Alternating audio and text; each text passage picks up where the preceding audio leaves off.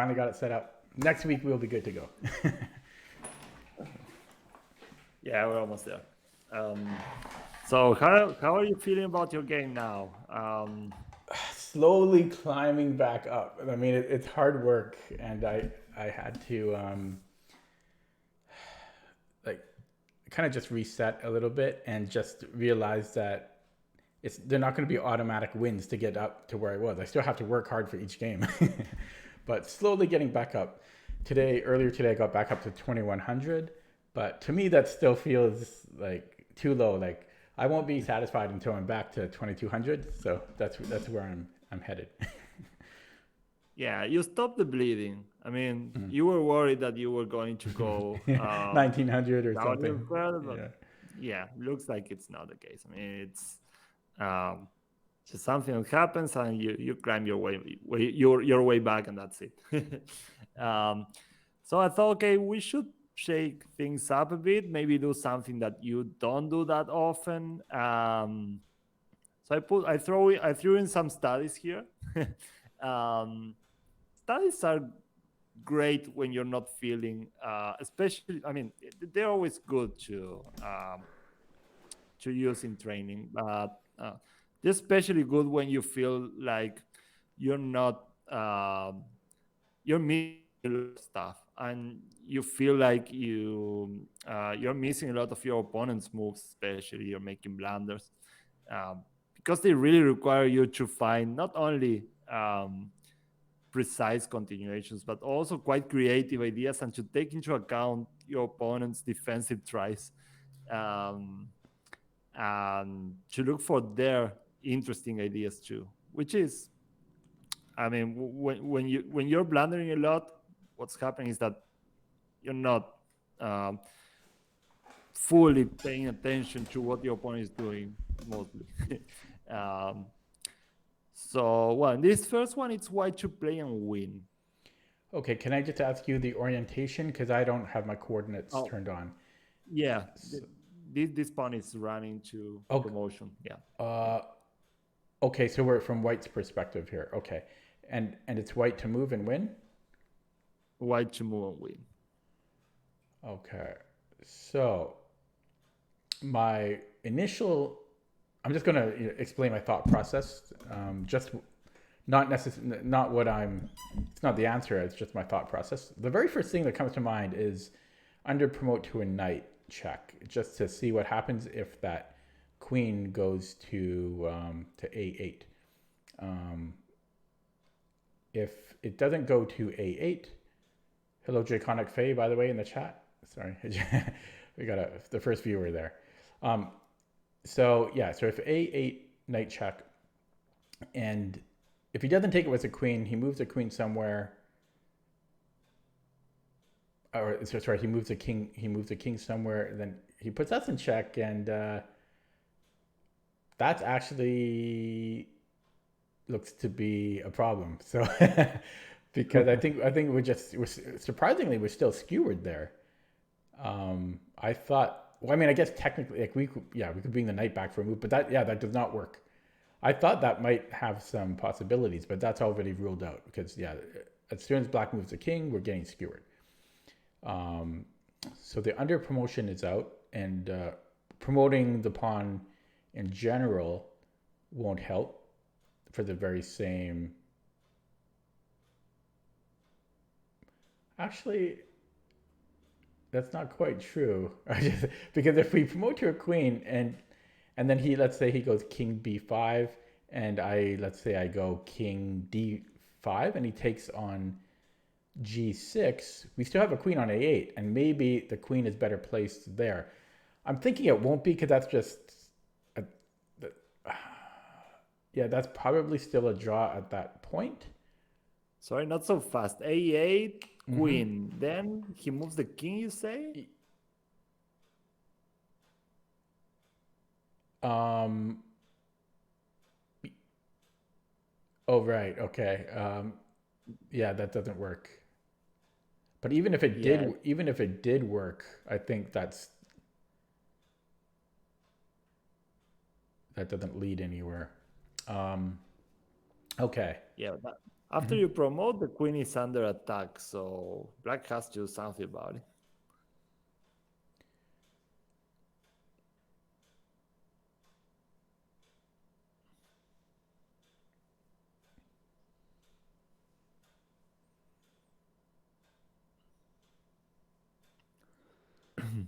Okay, so if a8 queen, he has to take it, otherwise I just take his queen. So yeah, a8 queen, queen takes a8.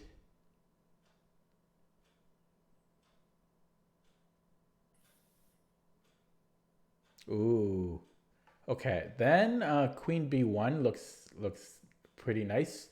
Queen b1 would force queen a or king a7.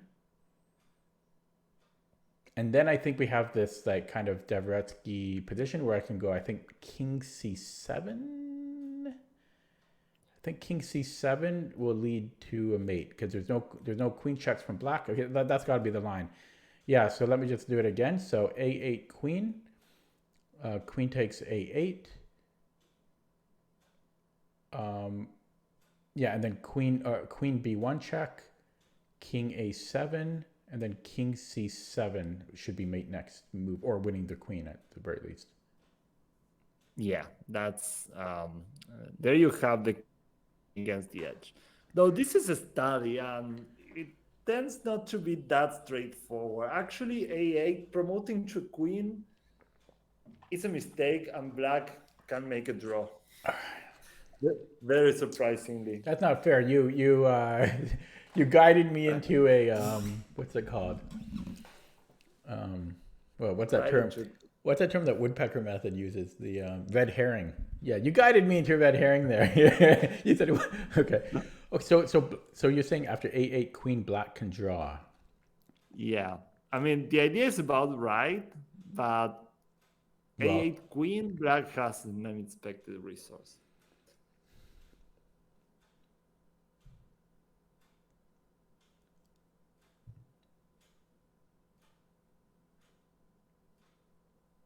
There's a stalemate after queen d3 check.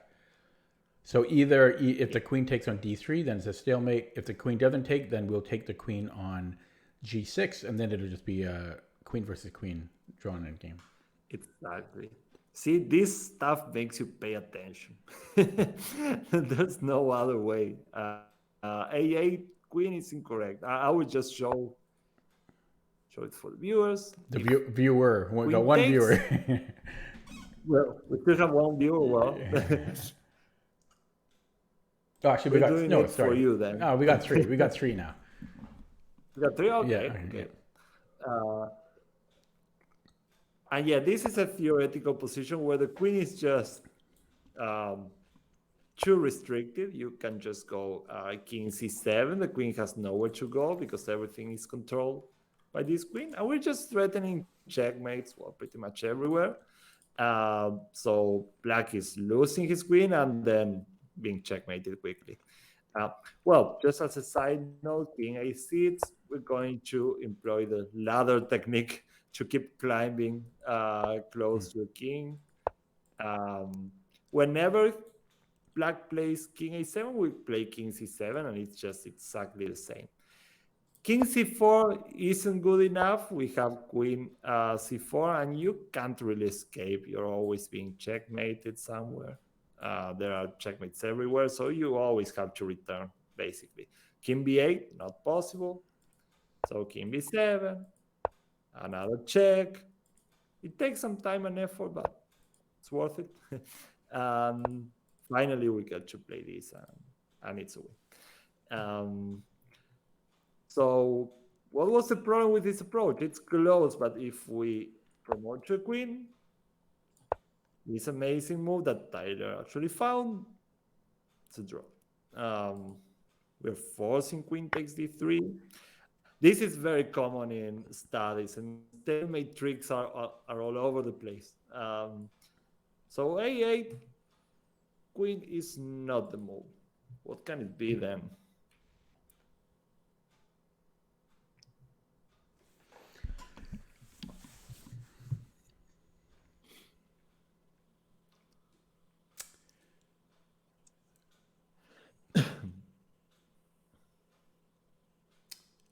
I'm wondering about under promoting to a rook because there won't be that cross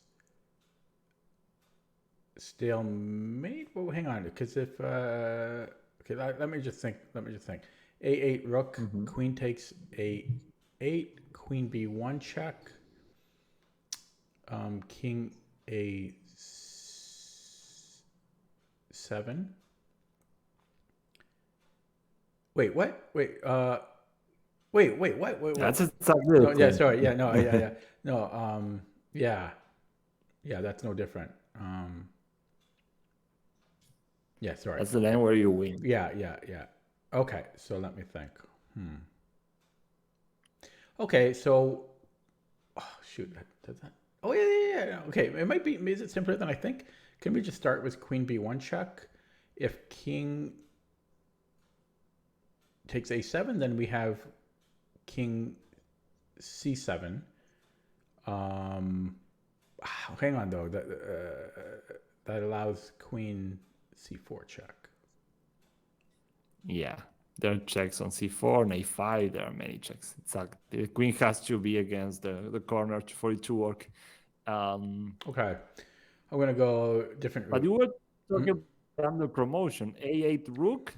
Yeah. We already know that the queen can't take. There's queen B1. And what was the other resource? I mean, the one that actually drew for black.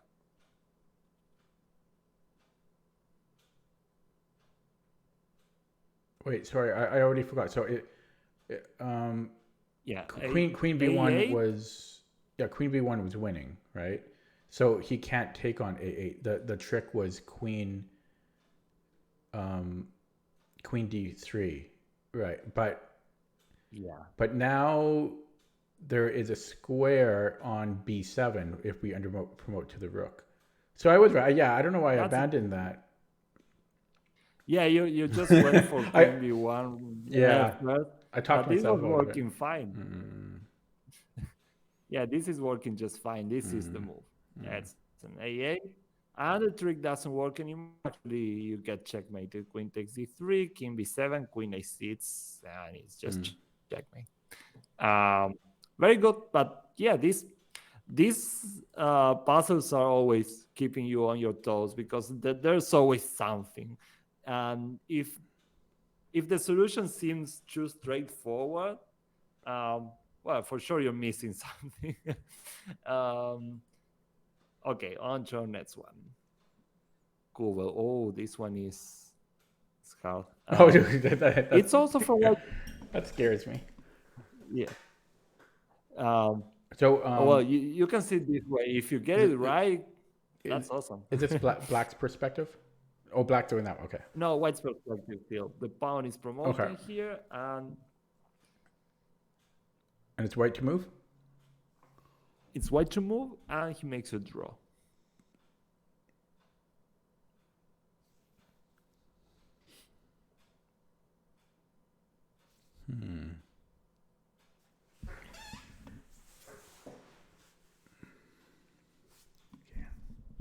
Whoops.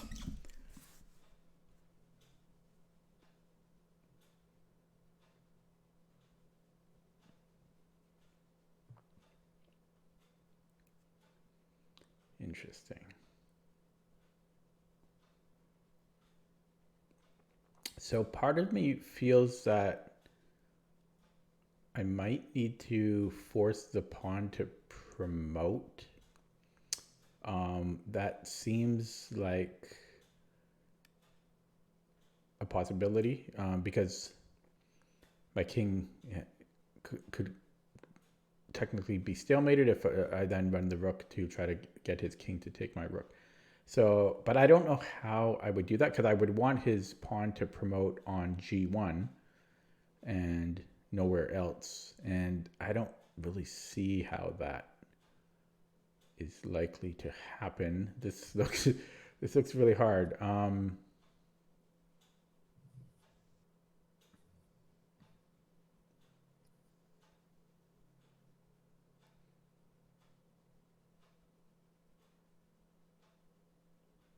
for one thing, he's promoting on the next move. That's terrible because he's just winning. So good thing is that there are not that many moves to look at. Not to start with, at least.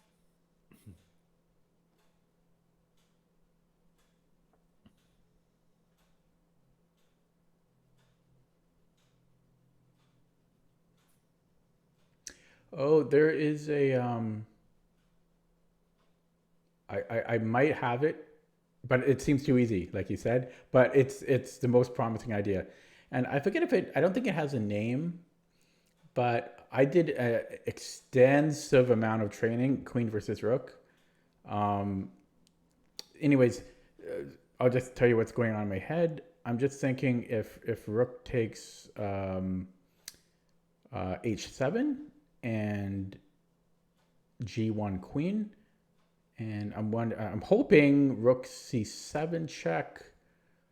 I got to see how he can escape skewers. So Rook F7 check. Let's say, like, how is he going to escape skewers there? King E2. I mean, oh wait. But I'm going to be having trouble on A7 though.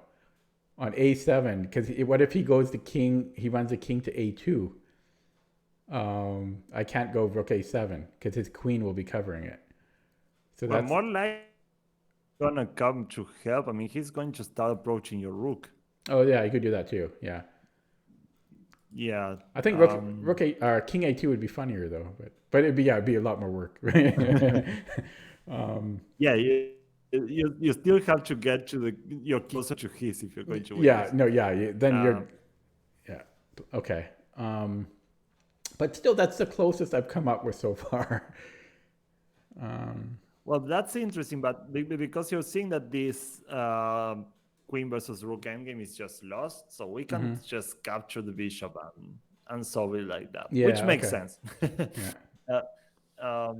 So what else? It has to be something more or less forcing, I guess, because he's promoting on the next move. So yeah, well, okay. I mean, the very first instinct I had when I looked at it, but I just figured it can't work, but is to give up the rook. But our king is not appropriately placed to do that. I mean, he could just take our rook. So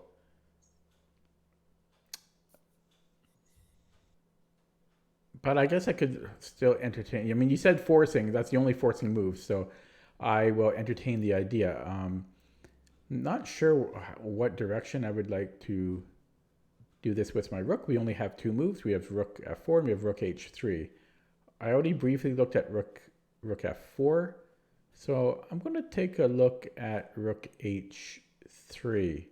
I think his only move, well, because I don't know, king G4 seems like it shouldn't work. Because if king G4, then rook takes H7, will offer a skewer. And if not skewer, then we win the G2 pawn. So yeah, my instincts were just saying that king G4 must not work, and that's the actual reason why. So starting over, if rook H3 check, king F2,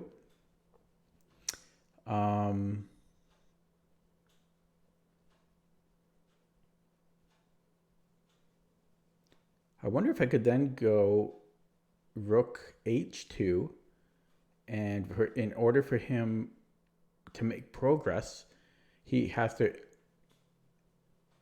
wait.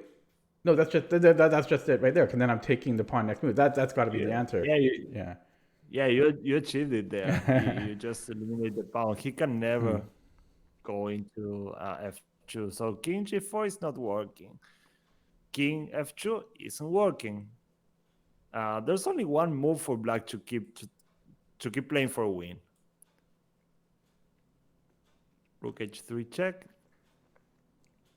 Sorry, of course you can't allow white behind the. Sorry, I wasn't. I was daydreaming. Can you tell me that line again? Oh, okay. No, yeah, rook H3 check. Yeah. You've already refuted both king G4 and king F2. Oh, you want me to find another move? You can't. Oh. Yeah, you can't go to E4. There's rook G3, and you just stay behind the pawn and you take it. Yeah, so there's only one move for black to keep playing for a win. Rook h3?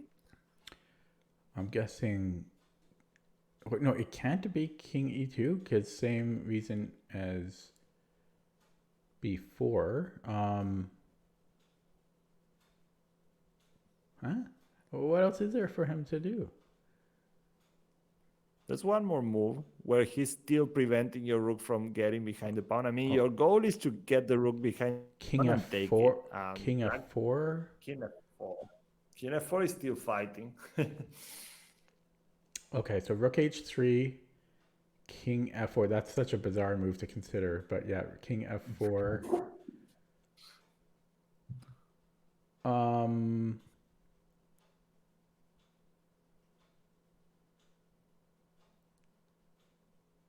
Well, I guess.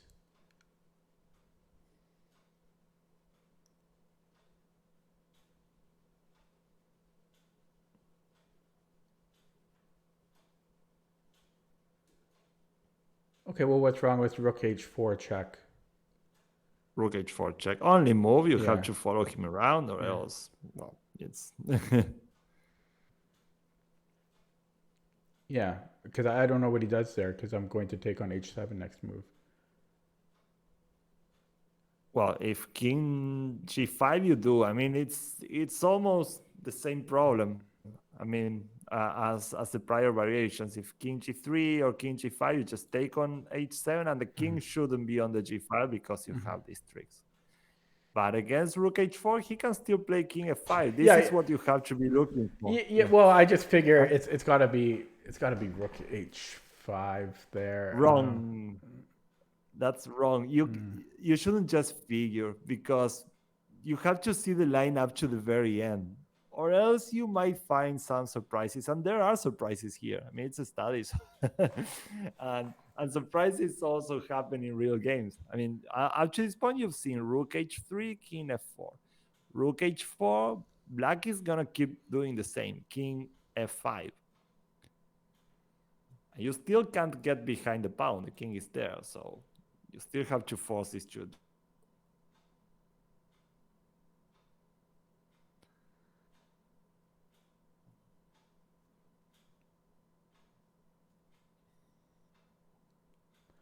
You know what? I want him to go to f6, and then I want to play rook h1. That's what I want to do. Brilliant. Excellent. But I gotta. Yeah, but I don't know how exactly I would do that. So he's on f5. I know that that's what I would like to do, but I'm trying to make that happen. Well, if you have the idea, then it's just a matter of putting everything together. I guess what's wrong? So if I go rook h6 check, he can't go king f5 because of rook h1. But I guess he could go king g5. No, but then I take on h7 again. He can't go to the g file. So that should work, rook h6. Because yeah, because king f6 is mine, or f6 is mine. Yeah, rook h5 actually, king f6, and only h1. Then you have this, because b2 is taken by the king. That's exactly it. Excellent. I mean, you found a very hard, a very hard idea to find. But I mean, it's impossible to see it beforehand. You have to make your way through it. And yeah, this I'm going to show you what study this stems from, because there's a very well-known study that has the same theme. The rook can only follow the king from the side, and the king can never approach the rook because of these tricks. And king g5, you always have. Was this Troitsky? No, it's a Saavedra study. It's okay. Very, very old study, like from the 1700s, I think. Okay. And yeah, well, if you go back, it's just a perpetual. King can never hide behind the pawn, well, because of the pin, and then we just get rid of the pawn. It's a draw. So yeah, this is the main idea. We need him to be on c3 so that he's covering the b2 square, and now we sacrifice the rook. This is the hard move too. to find beforehand, because you can still mess things up here. I mean, if rook a3, bishop b3, and you're losing. Bishop b6, I'm sorry, rook h6, bishop g6. You're not stopping this pawn. The king is not stalemated. Rook h1 is just brilliant. I mean, whatever you choose, rook, queen, doesn't matter. The king had to be there to take the g7 square away from us. But yeah, very good. You have to be suspicious at all times. I'm just going to add here the Saavedra style because I think it's just an important piece of chess history that has to be known. One of the most amazing studies that I've seen, I can't remember like the starting position, but it's like there's a pawn and a rook. I think it's just a rook versus a pawn. And then it's like, it's like 20 moves or something. You have like you go down and then you go up and then you like promote and then it's like that's one of the craziest studies I've seen. Rook and pawn. I mean, king and pawn versus king and rook. I think that's Isn't it this one? It's not that maybe, long. Maybe it might be. Did you have this prepared? No, I just remembered because I mean this is clearly. I mean, the study you just solved clearly stems from this one. This is the basic Saavedra position. That's this what. Is the Saavedra. Oh, that's funny. This is what. Yeah. Okay, this is what you were talking about. Oh, that's funny. I think this is Yeah, because white plays c7, and this is the same problem. Yeah. The rook can get. Yeah. No, this is an amazing study. It's one of the Oh, you know this one? It's the same study we're talking. No, about? I think so. It has to be. Yeah. It's pretty much the same problem for both. I mean, you can never step on the c file because of rook d1, and then we get behind. But this one is so much longer. Like this is a lot of moves, and there's still a trick at the end because I think after promotion there's still a trick, if I remember correctly. Yeah, there is still a trick. Yeah, I mean you have to follow him around like this, and White's idea is that the ball ends at some point, so you can't get behind the pawn. But Black still plays this trick. And what is this trick all about?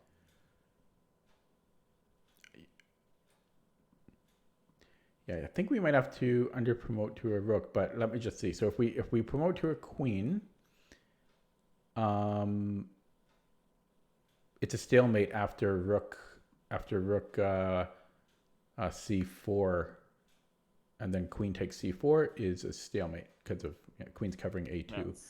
So we promote to a rook. Yeah, we promote to a rook, and then we can take on c4.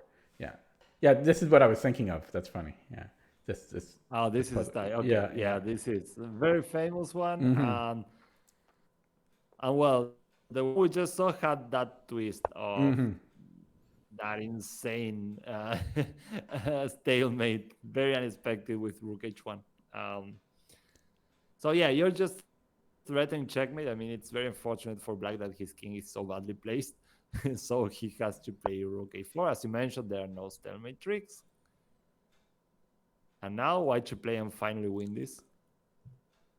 I'm guessing it's this isn't my confirmed response, but I'm thinking of just king b3 should do it. I don't see why it wouldn't. Yeah, it's a double attack. You're hitting the rook, threatening checkmate, so he loses the rook in nutshell. So yeah, this is the STEM study for that cobalt study. Well done. I mean, it's. I knew one. It worked out. Yeah. One more. Let's do one more. It's White to play and clearly draw. This pawn is promoting this side. Of course, if Black manages to just take the pawn, that's it. Interesting.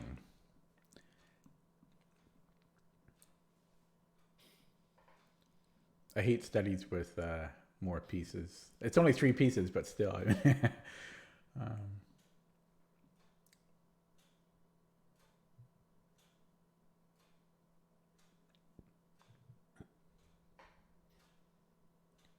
Okay, well, let me just tell you what's going on in my head. You gotta look at the obvious first, but it won't work because of a fork. So G7, there's knight D6. So secondly, I would be looking to bring in my king. Obviously, there's nothing else to do. So we either have king F6 or king H6. Technically, it could be another move, but those are my candidate moves first because, well, we're moving up the board. Well, I just didn't get one thing. If G7, you said 96? Oh, sorry. Yeah, no, we were we're going for a win, not. I thought we're happy with a draw. I was trying not to get a draw. Yeah. But no, we're happy with a draw is what I'm trying to say. Okay, so yeah, sorry. Yeah, thanks for guiding me there. So if G7 and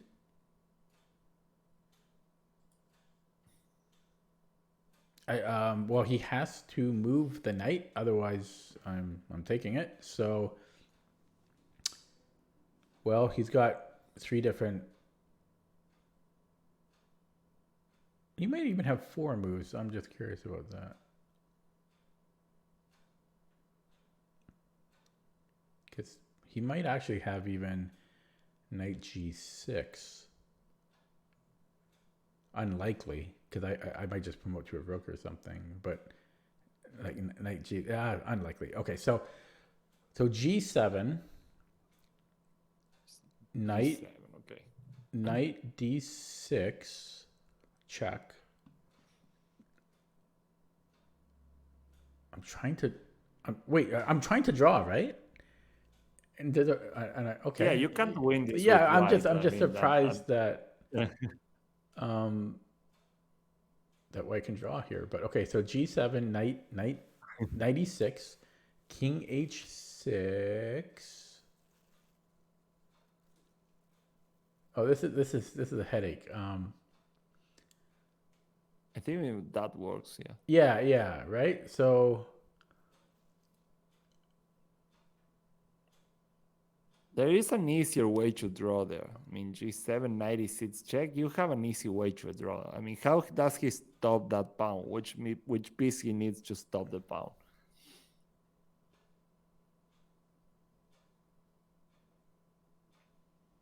oh, just go king, bishop F, bishop. Wait, no.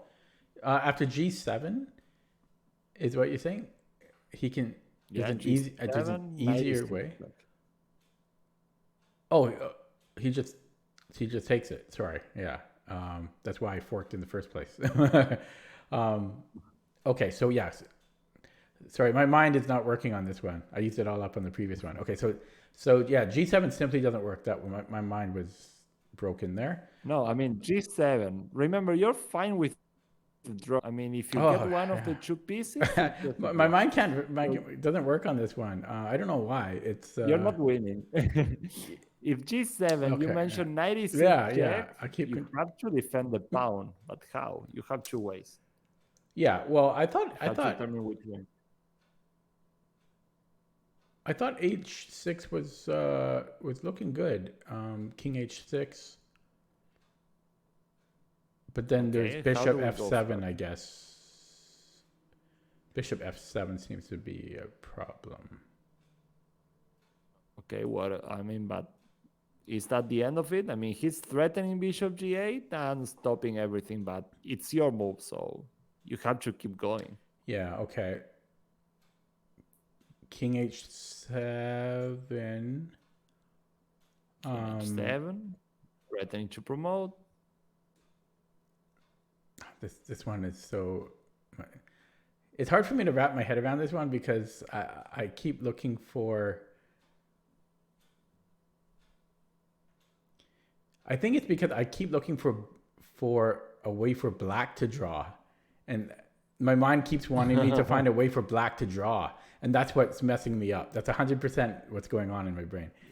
Okay, so Yeah, no, black yeah. draws when he wants. I mean, he's just capturing your pawn in one move. I know. I just find it hard to believe that. Okay, so King H7, and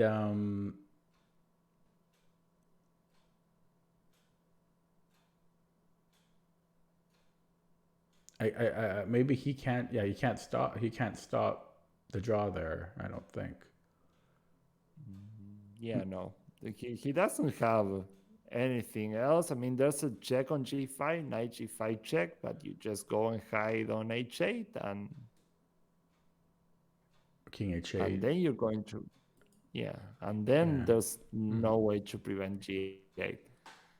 Actually, G7, knight E6 check.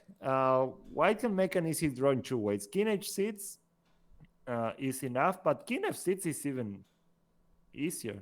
I mean, you're just threatening to play G8, and he doesn't even have bishop F7 because the king is on F6.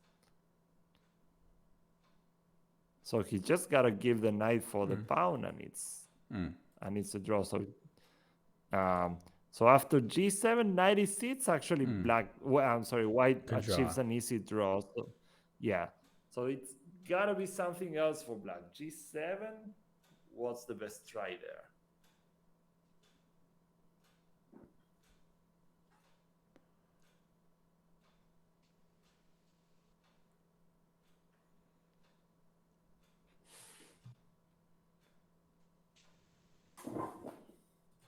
Man, I hate this puzzle. Okay, well, let's just look at it. Let's look at knight H7 check, and I mean, the knight on the edge though. But this is my brain.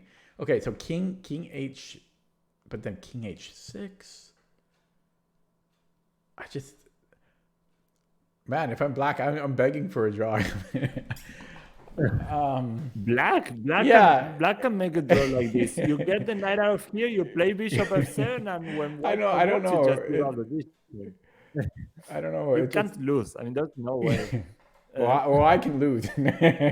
No, you can. Actually, I would expect you to win here because white has to find a very narrow path after knight h7 check. So g7, knight h7 check.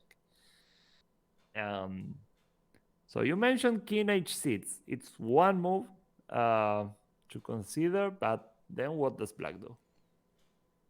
It's very forcing. There are not many moves, actually.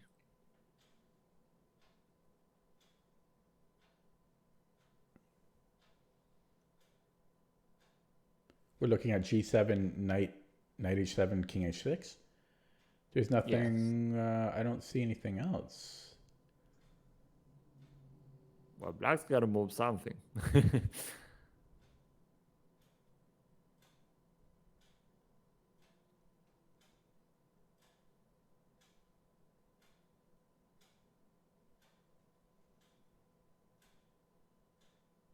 I mean, there's no, well, I just don't see it because he's going to promote. I mean, there's knight f6.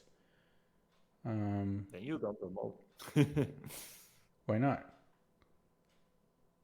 The knight is defending g8. Oh, right. Okay. Okay, sorry. This is, you know, some studies that just kill your brain. So G7, knight H7, king H6, knight F6. Oh, I see. Okay, yeah, that's, oh man. Okay. And I guess, well, king G5. And that might just be like a corresponding squares at that point. The knight might just jump back to H7, right? No, black wants to win, remember. If you achieve a draw, you're done. Right, yeah. God, this is, okay. Remember the objective. Okay.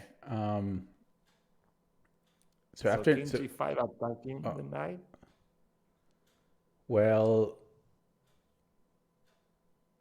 I'm trying to use all of my bishop and knight knowledge and game knowledge.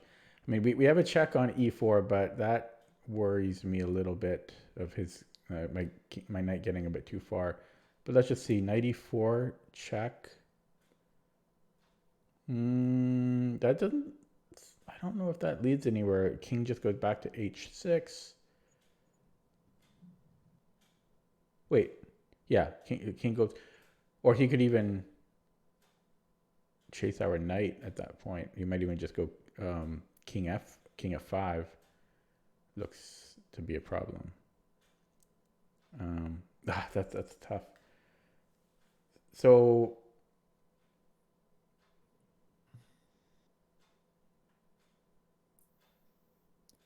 knight f6, king g5.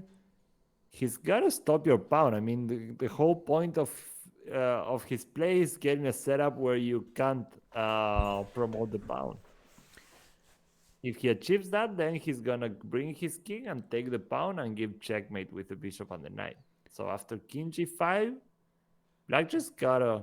So I just want to make sure I'm following. So we're at g7, knight h7 check, king h6, knight f6, knight f6, and if king e5,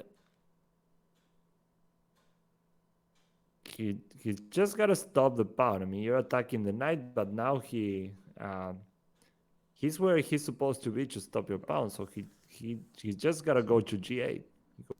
G8. So knight g8, yeah. Knight g8, and you can't even approach the pawn with the king anymore. F6, G6, and H6 are all covered. You're losing there. I mean, the black king is just going to go to D7, E7, F7. He's going to capture the pawn, and then he's going to give checkmate. Which means that king H6 is just losing. He manages to block on G8. I mean, picture that you have the pawn on G7, the knight goes to G8, and he plays bishop F7.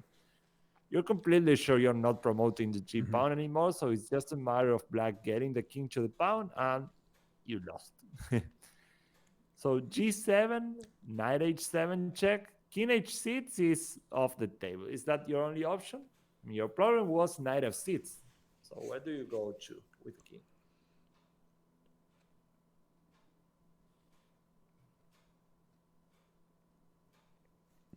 Well, so we already. So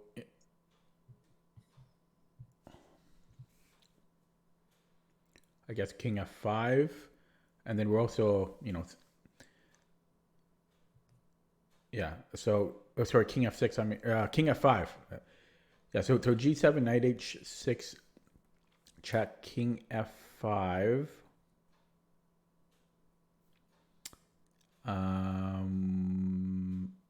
Maybe bishop f7. Bishop f7 though. Yeah, he's stopping the pawn again, apparently. So you see, he's stopping your pawn. That's a big problem.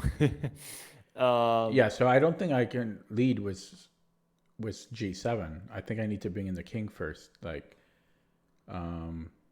maybe king f6. Moving the pawn just gives him too many squares for his knight, because he can go to h7. I think I would just want to leave the pawn there for now. So king f6. Wait, what am I talking about? He just takes my pawn. So, well, can he though? Probably, yeah. He can just take it with the bishop, and then can he though? With the bishop? No. So he takes it. He takes it with. I guess he takes it with the knight, and then I have nothing there. Why not the bishop? I mean, that's interesting. Why not the bishop? Well, I thought I had king g7. Yeah, king g7, and that's another idea. I mean, there are situations where your king can give fork. can fork pieces. Yeah, you can find a double attack. That's interesting. There are some lines where that might work. Man, you're struggling here because that those pieces are really good to stop the pawn. I mean, the promotion square is a light square. It has a light square bishop. The knight is jumping with check on the next move, so he gains a lot of squares too. You can't move the king now. Knight, as you said, knight takes g6. He controls c7, so you can't approach any of the pieces, and we know that's just a win. So g7 has to be the first move. I mean, there's no other way. If you move the king, you lose. Now you know this. So g7, knight h7. You determine. Well, you saw two lines: king h6 and king f5. Maybe you have to find, or at least look for ways to give up the pawn and attack both pieces at some point. Because that's your only chance at this point. If he blocks the pawn, you're dead.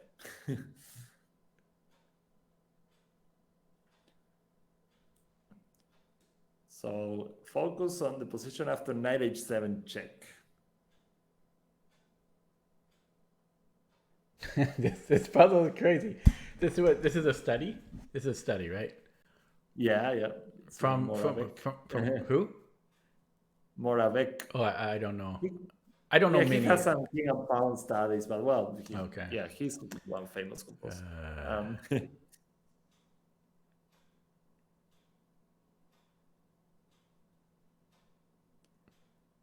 This is hard, man. Yeah, it's supposed to be. I mean, these studies are always surprising. But now you have an additional idea that wasn't in your mind. I need to remember why king f5 doesn't work. I need to remember why that, because that'll help me think of the logic. So g7, knight h7 check, and if king f5, I think it was just bishop f7. Bishop f7 controls g8, yes. But I don't remember see. your new goal.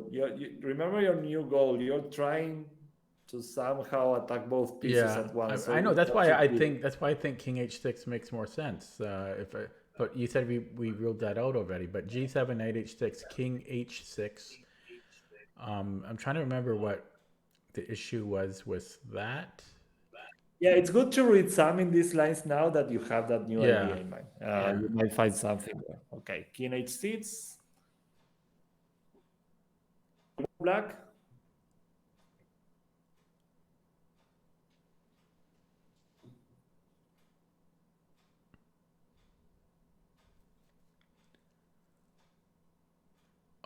I think it was knight f6.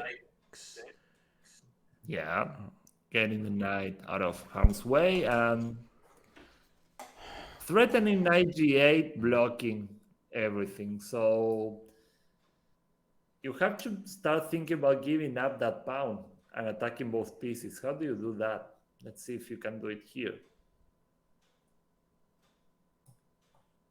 You're not that far, actually.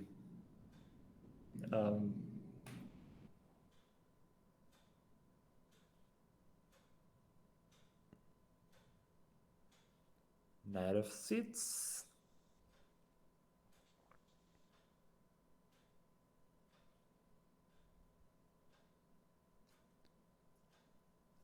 I'm wondering why I didn't consider. Oh, I see. Okay. Knight f6.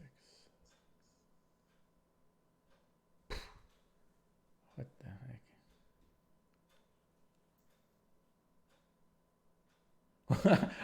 I can't figure it out. No, that doesn't work. I don't have a solution after knight f6.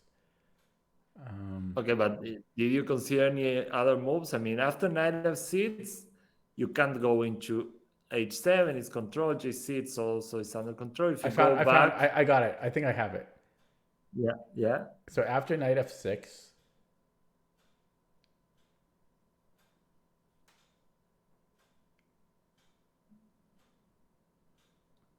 I promote anyways. I was thinking to under promote to a knight, but it doesn't matter what I promote to. I could promote to anything. Exactly. He's gonna take whatever you put. He has to take, and then he can't go to h6 or f6. He has to go to e7, and then I go king f8 fork. That's a brutal. Good idea. That's brutal. Good study. idea. I hate this study. Yeah. But it doesn't work. Oh, it doesn't work. Oh my god. Why doesn't it work? I mean, Okay. picture the position after king f8. Can he defend both pieces or not? The knight is on e7, the bishop is on e8, your king is on f8. Oh, then he can. Then his king come to the rescue. Yeah, he has king d7. Yeah, I don't But know. this is fine because this is giving you very important idea of what the tactic is going to look like. I mean, this is really close. If the king didn't have king d7, it's just a draw. So going back, we saw g7, knight h7, king h6 isn't quite working because of knight f6. Giving up the pawn, as you already determined, it's just not working. It's falling short just by a little. So we have to reconsider the other line with king f5. Knight h7 check, king f5, bishop f7. You saw all those moves.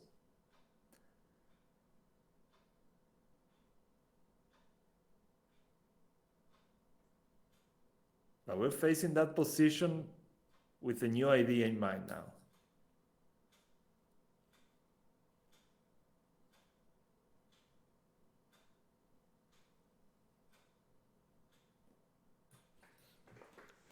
So I'm on, my king's on f5, his knight is on h7, and his bishop is on f7, and my pawn is on g7, right? Exactly. And his pieces, well, they're stopping the pawn, but they are kind of a mess. Knight on h7, which is not great. That's just, my king is far away though.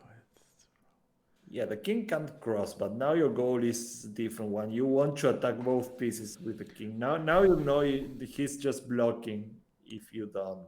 Yeah, I'm trying to set the position in my visualization here. So again, yeah, but my king's on f5, his knight is on h7, his bishop's on f7, my pawn's on g7.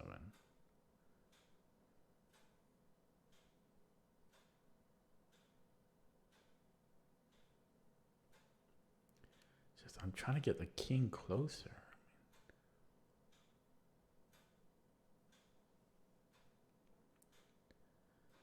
Oh my God. There's only one way.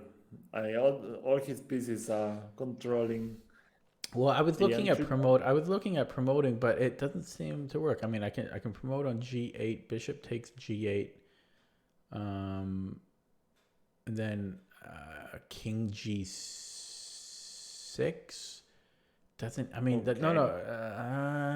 King g6 knight, I guess it works. King g6 knight has to go to f8, and then I have king g8. That's weird though, but it works. This is really hard to study.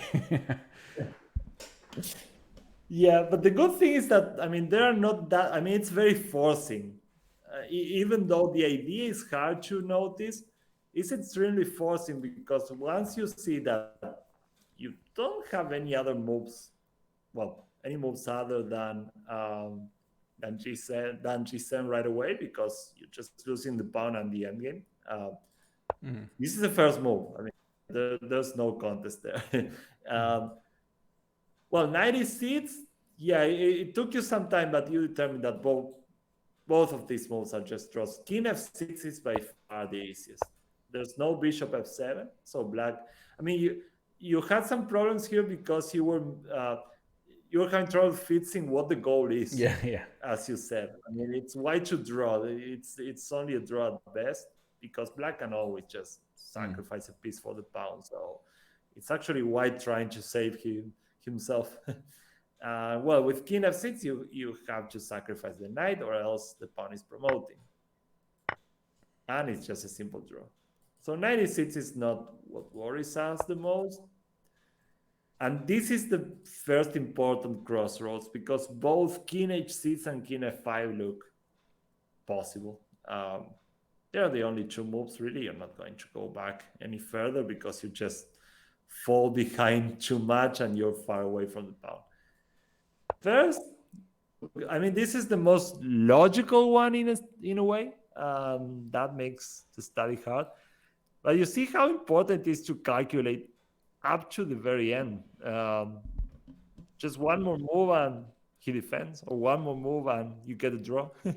um, so knight f6 only move. You're threatening both to promote and to take the knight, so there's time for nothing else really. Knight f6. And yeah, if he plays knight g8, you're dead because he blocks everything. I mean, king g5, knight g8, the king well, it can't even approach its own pawn now. The king is just getting to the pawn, eating it, and giving the checkmate with king and knight in the future. So we can't allow black to block the pawn for good. I mean, that I think that's a very important concept that kind of makes it easier. So this idea is pretty, and it almost works. I mean, even here, but I mean, if this king was a bit further away, this would work perfectly because we have the fork. But king b7 defends everything and actually wins. So the main line went king f5. I mean, to be fair, it's a lot of lines. I mean, but you see how you, well, first of all, you have to be on your toes because there's so many defensive resources. Well, in this case, resources to win for black, and also lines that seem to work, but they don't work just because of this little detail here or there. And bishop f7 only move. And yeah, what's so hard about this is that black even gets a cup of tempi to unravel his pieces, and he can't. They're just too badly placed. This is coming. There's nothing against it really. Knight f8, king g7, and finally the fork captures the piece. I had one. I know I made you work. No, that was really hard. That was very difficult one for sure. Yeah, I think part of the surprise is, as you said, like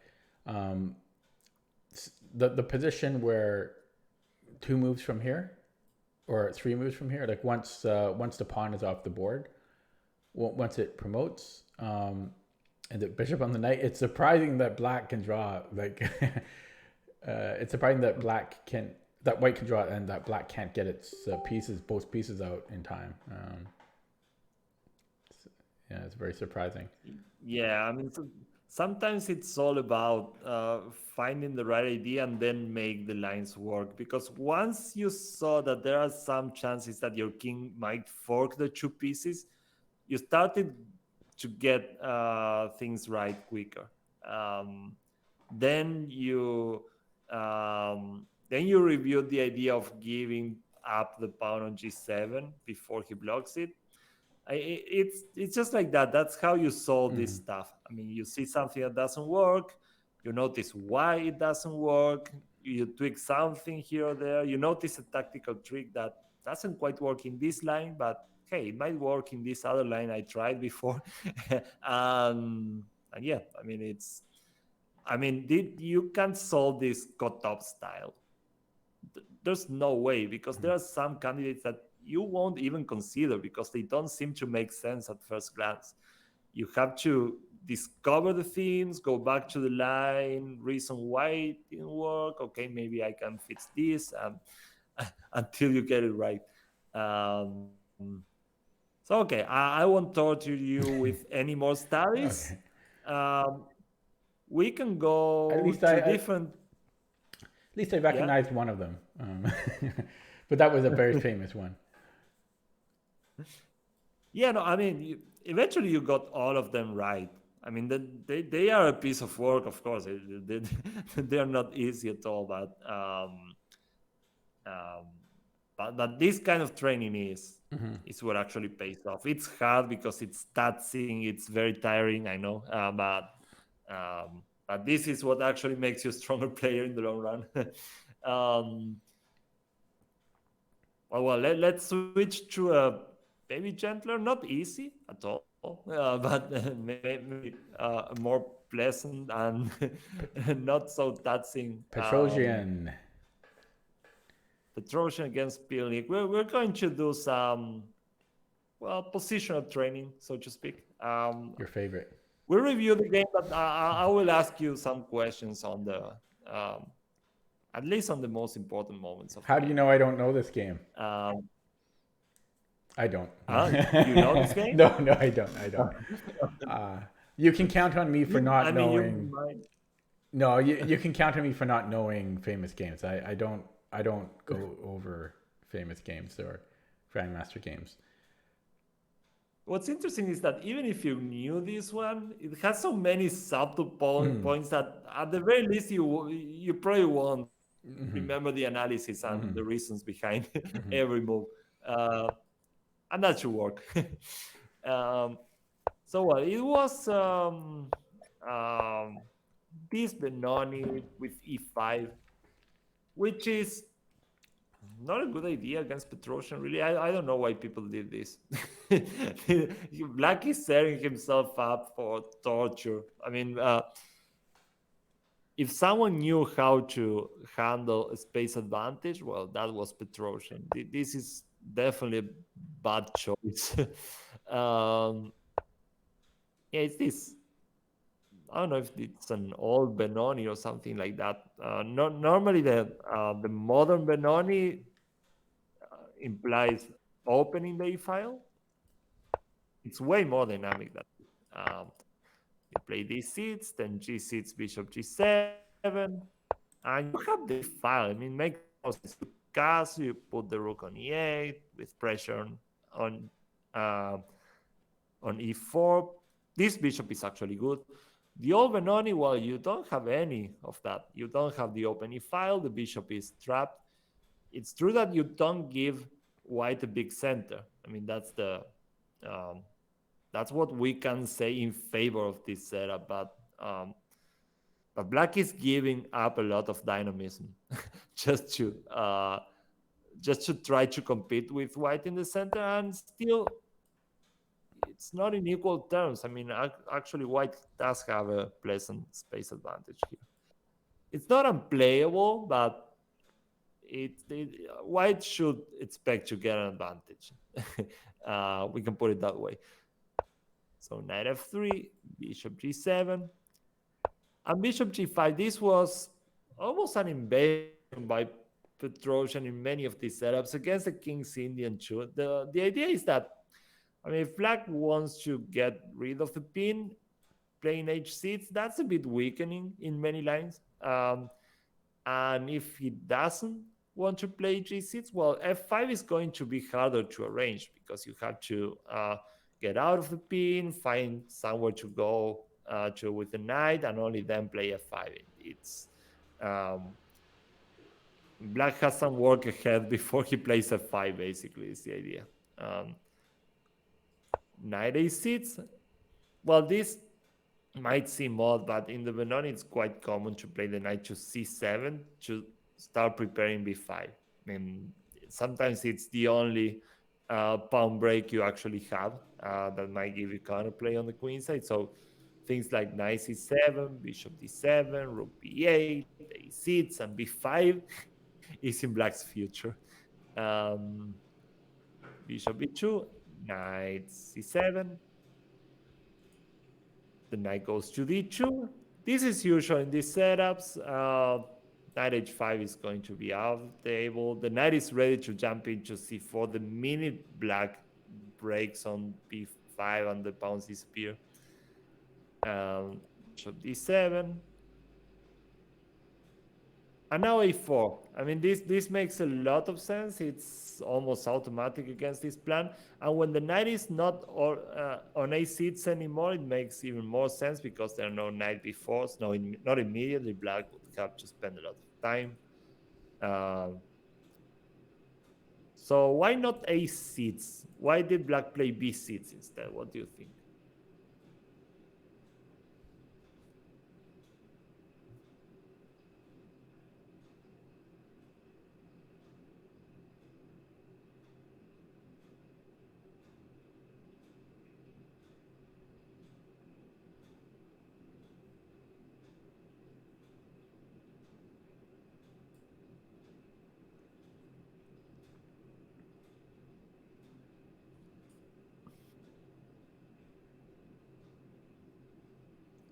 I'm just worried about a5, a6, a5.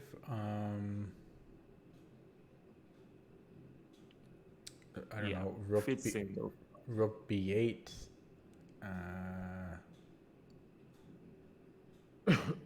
But even if he got a free move of rook b8, what is he going to do? I guess he could play b5 there if he got that free move in. I guess there is b5. And let's just see if c takes b5. A takes b5. Well, for one thing, we have that. We have a passed a pawn, and yeah, I don't know. Well, but I gave black a free move, and I don't think he got a whole lot out of it. So I think a6 white just plays a5. Yeah, a6 will fits in the pawns actually.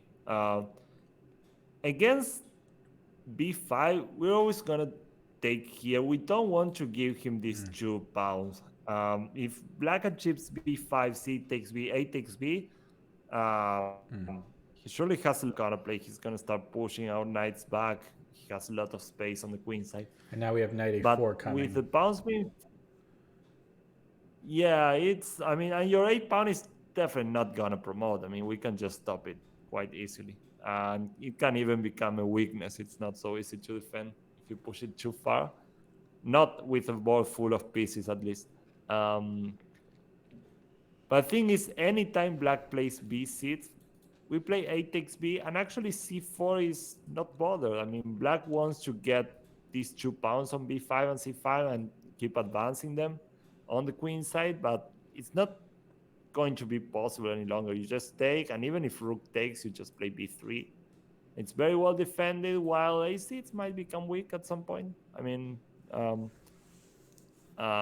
black doesn't have the usual counterplay he'll look for on the queen.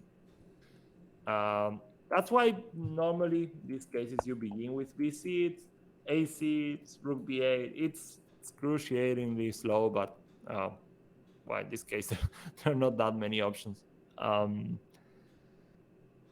Petrosian plays really well here. He plays this knight b5, which is so annoying because this seat is being attacked. They're not really good ways to defend it other than, I don't know, bishop c8, which is definitely not attractive. But maybe it should have been played, I don't know. What are your... knight b5 looks fine to me, but I was also really thinking about a5. a5 here? Yeah.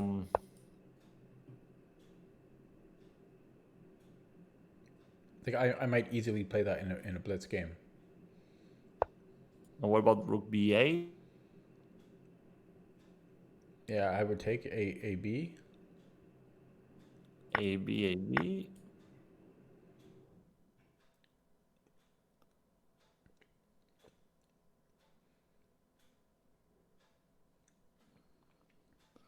Yeah, I don't know. We're giving him a lot of open lines. Castle. And then I want like we're gonna do the same. Rook a3 or rook a7. Okay, 7, yeah. And then we have to see what happens after b5.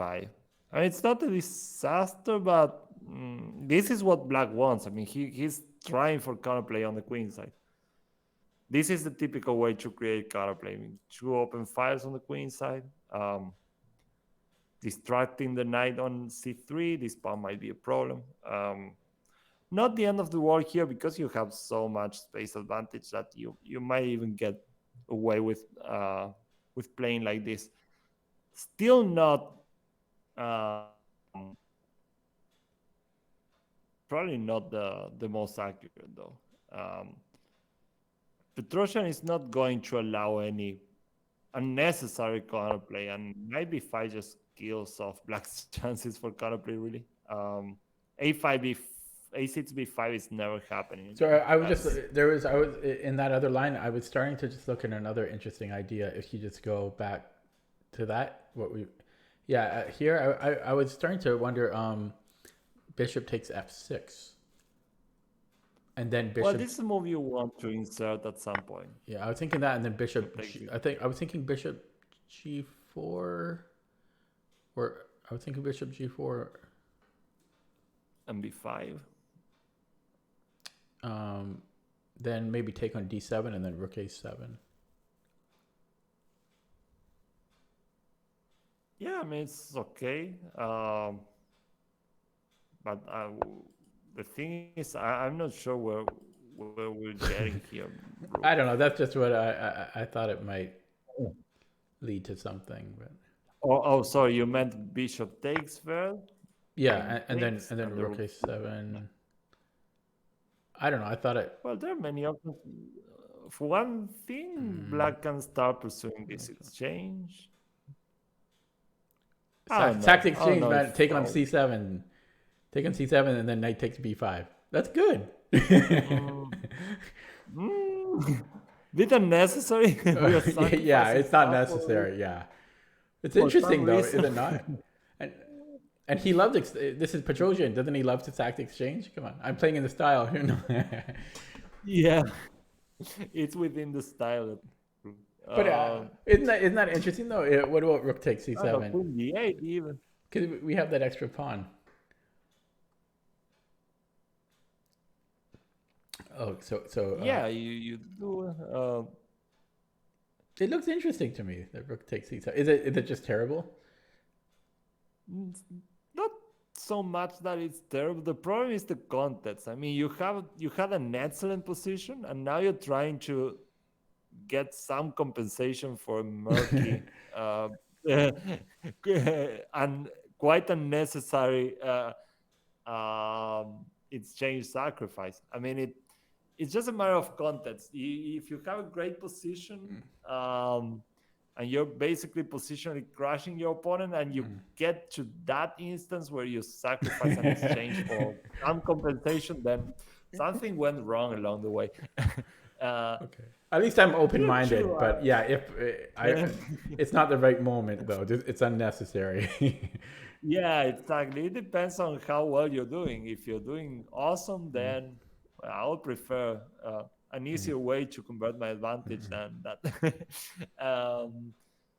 And here, well, I don't think white is in bad shape, but it's kind of getting out of hand in the sense that black has counterplay. It's not Queen F3. terrible Maybe. for.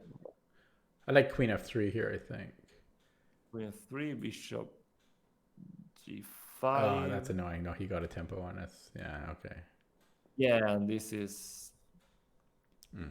You can take everything on B5 and put a knight on C4. That makes sense positionally, I guess.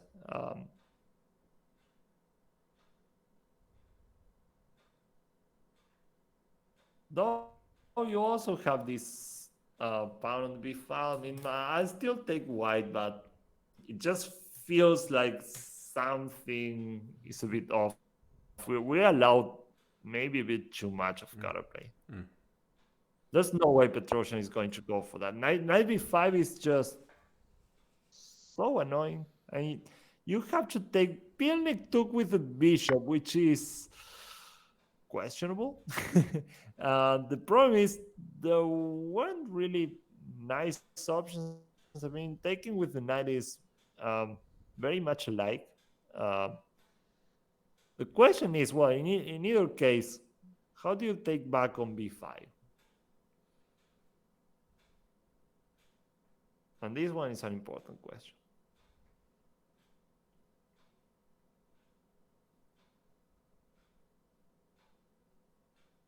I know, I think. Alessandro definitely wants to take with the C pawn because he wants a clearance square of C4 for his knight. Here it might. I mean, we can do that. There's the knight on F6 is pinned, so we don't have to worry about E4 immediately. I'm trying to think long term though. I mean, yes, it's a blockade on c4, but what am I achieving long term? I guess one benefit is I also then have a break on b4. I can open up the c file at my leisure. I can like rook c1 and then b4 when I'm ready. His queen, possibly his king, needs to defend. Keep an eye on his d6 pawn. I might even have tactics taking on b6 later to create a passer. I mean, I do have 3 pawns there. There's a lot of possibilities there. I would definitely like to take with the c pawn here. Now tell me I'm wrong. No, well, actually, you described a good part of the game there. I mean, with all that opening the c file stuff, you really described the game. Yeah, c takes b5. I mean, this is a huge blockade square. The knight is an excellent blockader in general, but this is just too good. I mean, not only it's a good square in general, where you're attacking many important squares in black's camp, this is a clear target that keeps black's pieces tied down for a good part. So yeah, c takes b5 is clearly superior in this case. Black castle, and white played your move b4. That's excellent. Well, I wanted to prepare it though. Just opening the I wanted rook c1 first. Yeah, the thing is, I mean, if you get the c file, this pawn, I mean, that the pawn isn't going to survive for too long in any case. So black played h6. What do you think? We should go back somewhere, or we take on f6? That's always the $1 million question, right?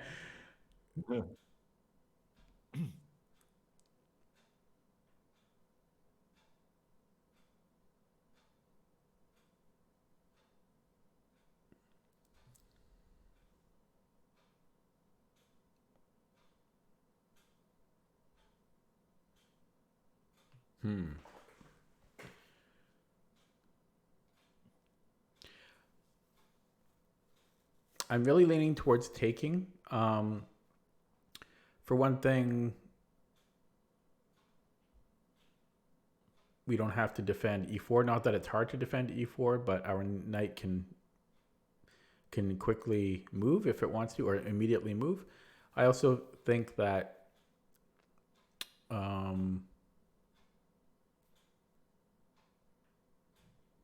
I mean, I guess we do give away one, like our dark squared bishop, which can contest his dark squared bishop and his queen, but I don't know. It just feels,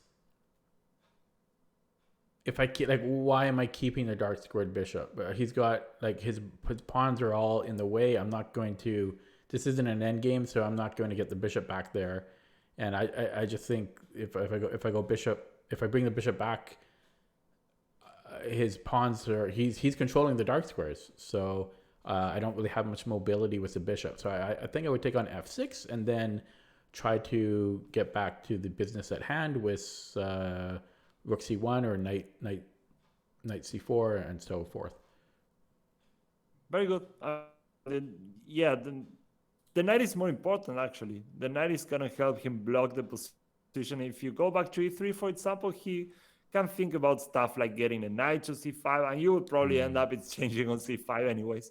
The knight is actually more useful in the blockade. And as you said, you get rid of a lot of problems. As you said, you don't need to worry about e4 anymore immediately, so it makes a lot of sense to take. That's very good. You really have the upper hand, and the reason is, well, your pieces are way better. This knight is as good as dead. At some point, you will get a passed pawn after b takes c if black doesn't take himself. If he takes, you're gonna get the c file. So rook f8. For the time being, no one takes. No, I mean, I love this position for white. It's I love there's so much flexibility and so much potential on like kinetic energy on the A and the C files. So we have like A5 if we need to, and with this knight, I still think there's potential knight take B5 ideas just waiting. Yeah, there's a lot of unleashed power here. Yeah, and black has to sit and wait. I mean, it's just hard to get anything going. It's frustrating. There's no kind of, yeah, frustrating is the word. G3. Well, now we're gonna put the pawns on dark squares as long as it's possible. I mean, C takes B, Queen B3. And again, that pawn doesn't get to leave. You can't play A5 and just leave this one. So King G7, Rook F to C1. Okay, well, it makes sense. You don't really need the rook to the king side, and why not keep both rooks on the queen side? Makes a lot of sense. Ooh. H5. Getting a little scary. It's a bit better. Yeah, but black needs a million tempi to actually try to do something. Knight E3, because, well, we're already taking advantage of this. I mean, take a look at these pieces. It can't be that dangerous. Queen takes B. A5 is coming even. Black tries to fight for the C file somehow, but, well, it's white's turn, and he plays a very good move here. This one is also important. I don't know if it was a bullet game. I'm playing Rook C6 here. And if it wasn't, I still might. I'm liking Rook C6. Let's put it this way: if you don't play Rook C6, what do you think black is gonna do next? What's his move? He may trade rooks. But then you're just seizing the C file. That would be a good outcome for you. He probably wants to contest the C file. Yeah, he might. I was also looking at Queen D8.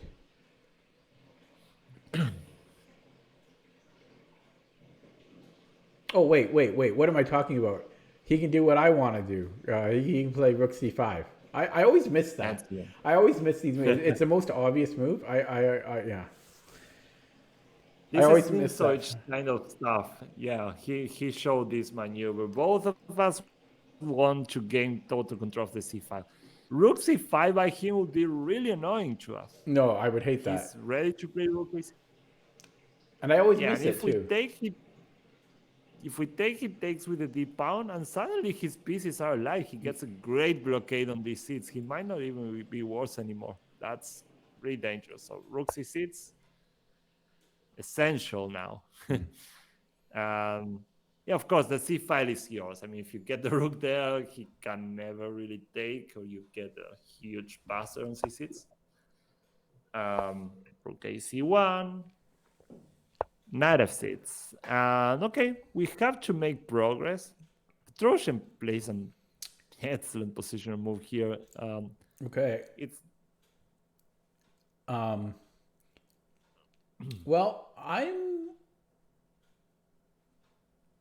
the curiosity part of my mind really wants me to look at A5 and just let him take back on A5 and see what I can do after that, because that's a permanent structural weakness for him. Let's just say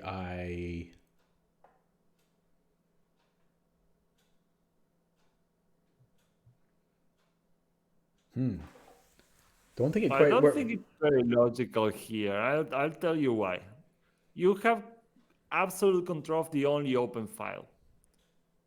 Why open another one? Why open the position elsewhere? I mean, it's makes more sense to to not give that kind of counterplay. For the time being, you're just losing that pawn. You still have some problems on E4. Okay, so then there's Queen C4, not Queen C3, because Queen C3 might work too, I guess. I was worried about Knight E4, but let me just calculate Queen. I mean, it just seems pointless to even have to calculate Queen C3 when I could just play Queen C3. You're completely right. There's no reason to go Queen C3 and get into the exactly. Okay. Because if knight takes c4 loses, you have to assume Yeah. that he won't play it, and queen c, and there's no advantage to play queen c3. That's part of the perfectionist in me, because in a game I might be calculating, but why not queen c3? What if? Yeah. Well, I think part of it is like if it was a puzzle, you have to do that, right? But in a game, it's probably not pragmatic to spend time on that. Yeah, and also in this case, it's not very logical because if knight takes c4 loses, it's just a trap that you have to assume he won't fall for. So queen c4 is just more practical in a sense. I mean, Yeah, I'm just making my job there's harder. no difference. Okay, so let's say, so queen c4, I'm threatening to take on c8. If he tries to avoid that with rook cb8, I wonder if I can wiggle my way in. Well, I was thinking rook c7, but there might be knight e8.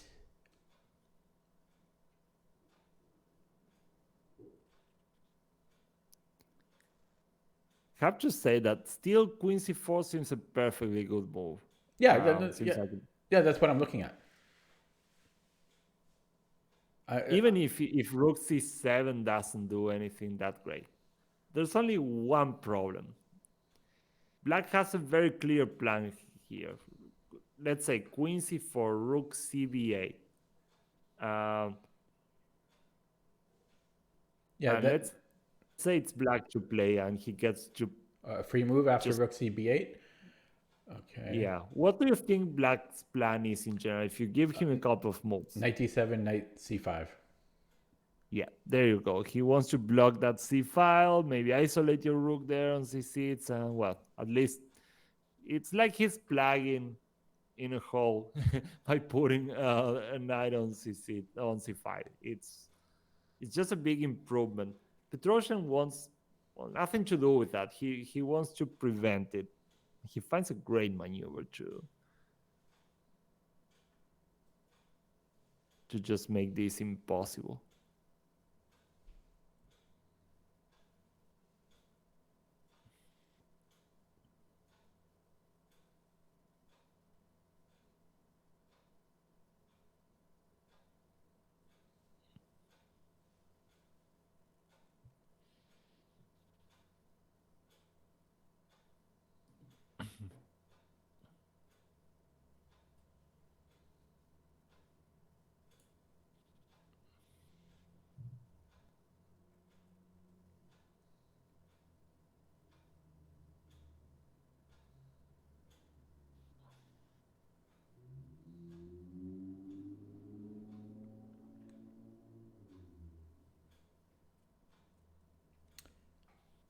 I'm looking at f4.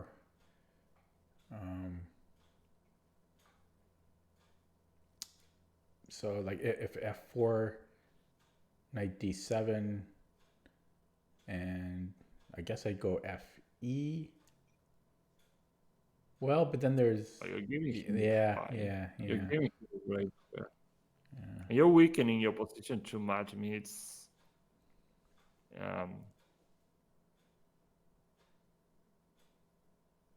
you're giving him a lot of counterplay and weakening your pawns, your king also. I got a bit of an idea now. Because I was thinking like my bishop is terrible. I want to put the bishop on h3. So I'm thinking about bishop f1. And if knight d7. Yeah. So bishop h3. So he takes on c6.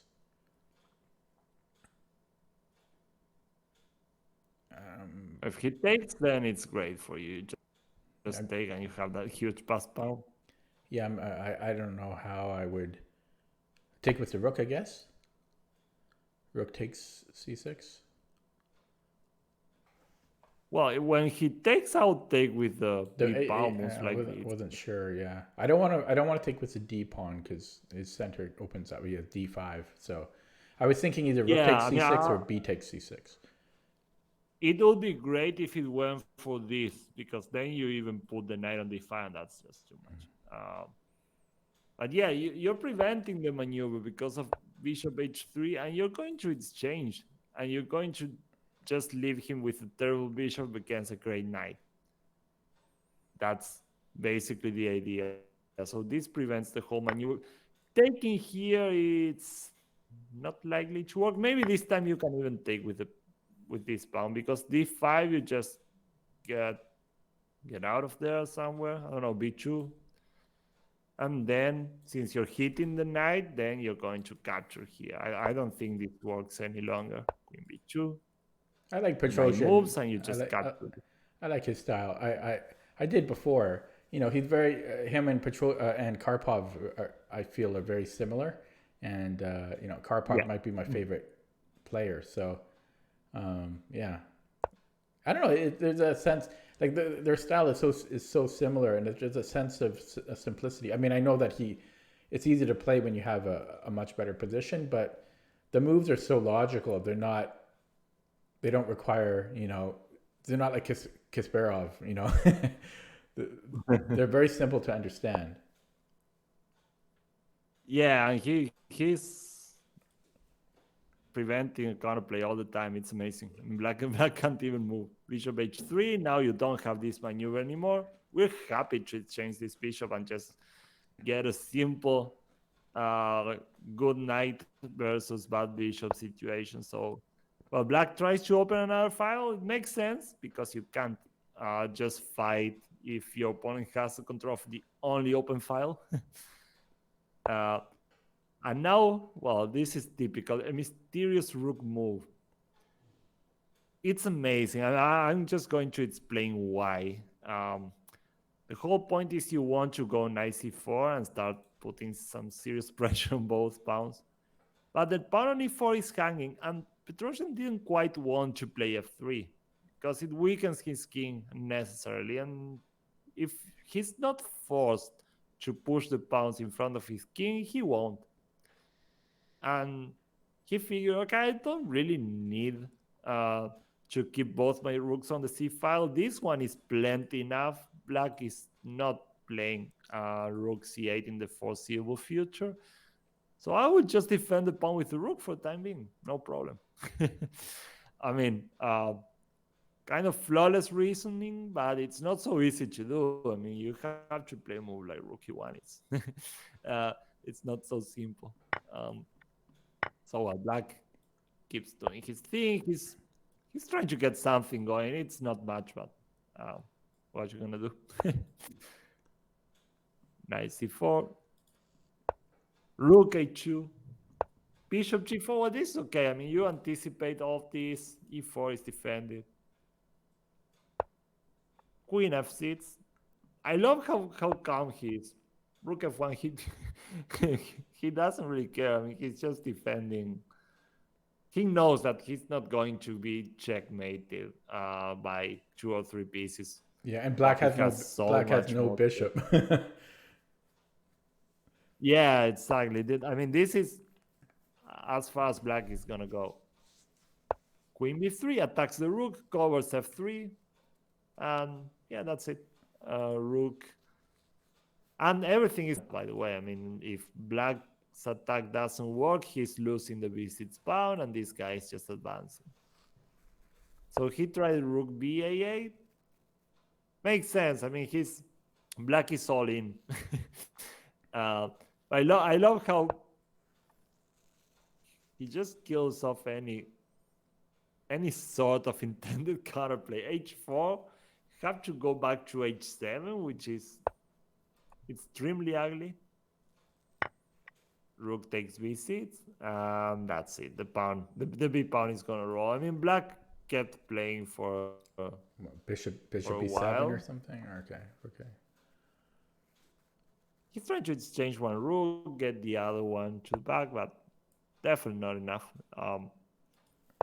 Okay, some tactics are still in place. What is black threatening? Yeah, well, rook takes f1, followed by queen f2. Rook f1. This advance also works, exactly. So we're just averting any tactics on on f2.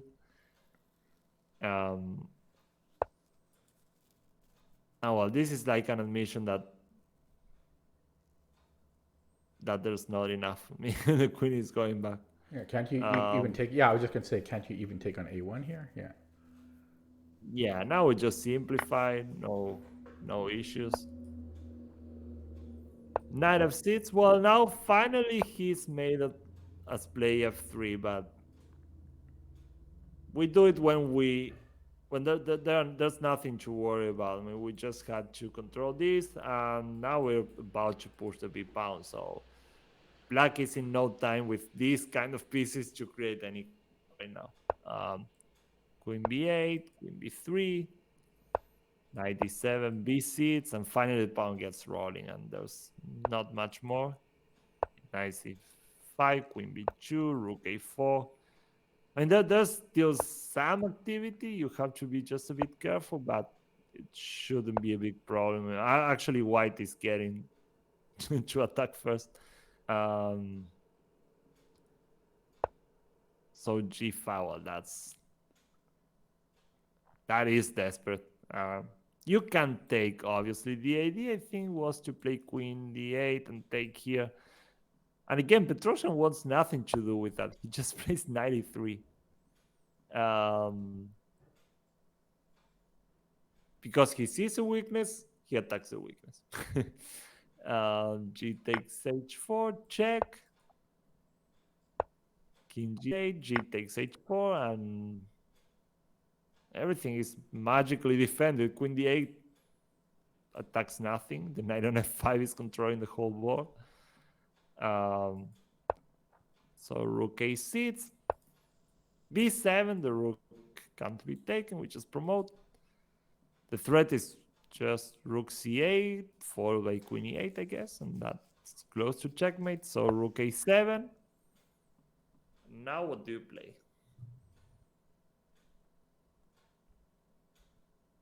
I mean, it's not the only move to win, but it's pretty clear.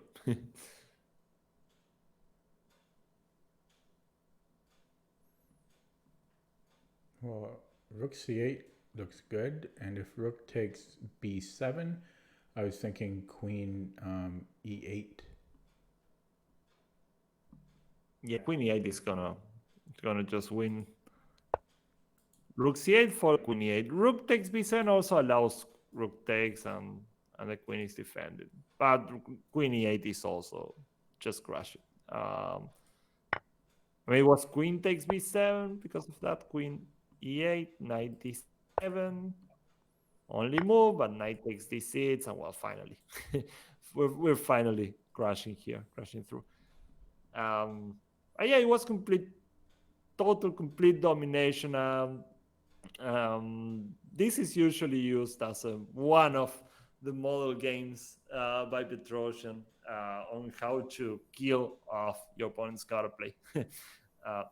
I mean, so many moves that were geared towards that. Once he got a big position advantage, a huge space advantage, he knew that his main task was all about making black's counterplay impossible. That maneuver with bishop f1, bishop h3, preventing black from putting knight on c5, rook e1, holding everything together without weakening the king with f3. I mean, it's just so subtle, so many simple moves that just it was a nice game.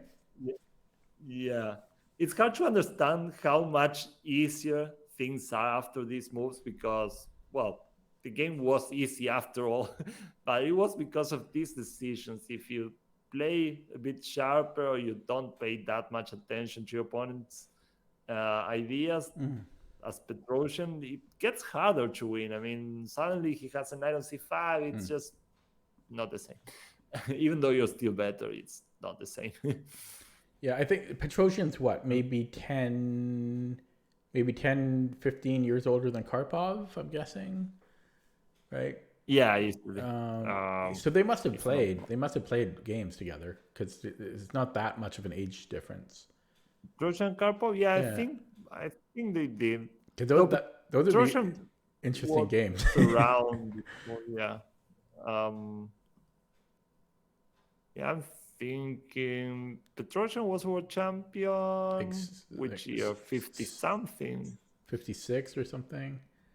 Yeah, because he lost the title on the 66. Tall was 60-61. Huh. I'm trying to remember who Petrosian lost. Was it? Oh, just Spassky, yeah. On the second try. Right. Yeah. Okay. Um, I wonder if it was. Yeah. So it was before. So maybe 57 or something. Maybe. Yeah. Close to the early 60s, let's say. So. Yeah, maybe 15 years older or than Karpov. Italy. But they must have played though. I mean, I'd be surprised if they never played. Both. Yeah, I don't remember any famous games, but there sure are. Okay. It'd just be interesting to see their games because they're so similar, right? Yeah. I mean, even Kasparov got to play against Petrosian a couple of times. So yeah, there's a very famous game, Kasparov Petrosian, where Petrosian plays a very weird king c6 and ends up defending somehow. I heard that Petrosian was like one of the best blitz players like ever. He was an extremely good blitz player, and I believe he even like challenged Fischer. Like he played against Fischer and he just blew him off the board. Like Fischer didn't win a single game. It makes sense because these intuitive players are very good at blitz. I mean, for example, Capablanca had the same reputation. He was just unbeatable at blitz, and that's said by Arkan himself. That it was just the natural ability. Yeah. So it makes sense. I mean, they are very similar in style. They just seem to know where the pieces should be at. Fischer, on the contrary, I mean, he was a monster, but he was he worked hard. He worked hard at the board. Yeah, not an intuitive kind of player at all. I mean, he was a calculator. He was a hard worker. Yeah, not even close. He needed time, and he found incredible moves, but he needed time to do it. But yeah, it makes sense that. Yeah. This was this was a nice game. Like I don't like a lot of Grandmaster games. I don't really particularly enjoy, partly just because it's so difficult to follow along and so difficult to understand. You know, because the moves are so complex and so subtle. And I know there are, of course, like Petrosian and Karpov, of course, they make games look simpler than they are, and Capablanca too. But still, the logic behind it is a lot easier to follow, I feel. I mean, it's a lot more straightforward. You're going to find that with older games because, I mean, if you take any elite tournament from our age, it's just impossible to understand what they're doing. Yeah, and like 3/4 of the game is all prep anyway. It's all theory anyway. They're basically just playing like the late middle game, end game. Yeah, exactly. Even if it's much better in terms of objective quality, it's just not useful to learn stuff. Yeah, it's two engines playing pretty much, unless it's maybe you get out of book more if you're Richard Rapport is playing maybe. Yeah. Which is good. That's very good for chess, I feel. You know, you need somebody like him to keep people on their toes. I'm sure all the other the other top 10, they're probably really scared to play against him because they don't know what they're going to get. You know. Yeah, it's not going to be a regular game, definitely. Yeah, I give him a lot of credit for that. Like at that level, to be doing that, it's pretty insane. You know, top 10, top 15. Yeah, he found a way. Yeah, he found a way because at some point he had some difficulties because of that playing style. I mean, he can't just pull it off consistently. He can't do all the crazy stuff he used to and just keep being an elite player. But he struck a nice balance. Yeah. I mean, now he can also play excellent standard chess. He could always do it, but I mean against the elite. Now you see him play some games which are, I mean, unrecognizable from other GM's games. I mean, they're not all that crazy, and that's necessary at that level. I mean, you can't be that original in every game. I mean, yeah. Can you imagine like if he played in like an open tournament against like IMs and like low rated GMs? He could play so much original stuff. Yeah, a lot of brilliance is true. Yeah, definitely. Yeah. Okay. No. Thanks very much. This was great. My homework will be to try to get my webcam working in that other program. Now that we have yours all up and going, I will of course try to keep my little comeback with my rating going online and keep working hard on that. Something I started doing too, because I took a long break from puzzles, just because I wasn't really into it. You kind of have to be in the mood.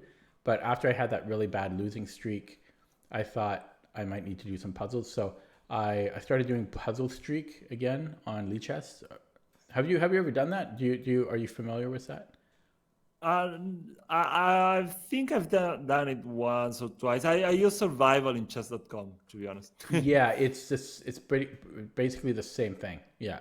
Yeah. But what I like about it is, for one thing, you get a nice mixture of puzzles. So you start with the easy ones, and that helps build your pattern recognition essentially, just because they're simple ones, and then you work your way up. So you get the whole spectrum of difficulty, and then it's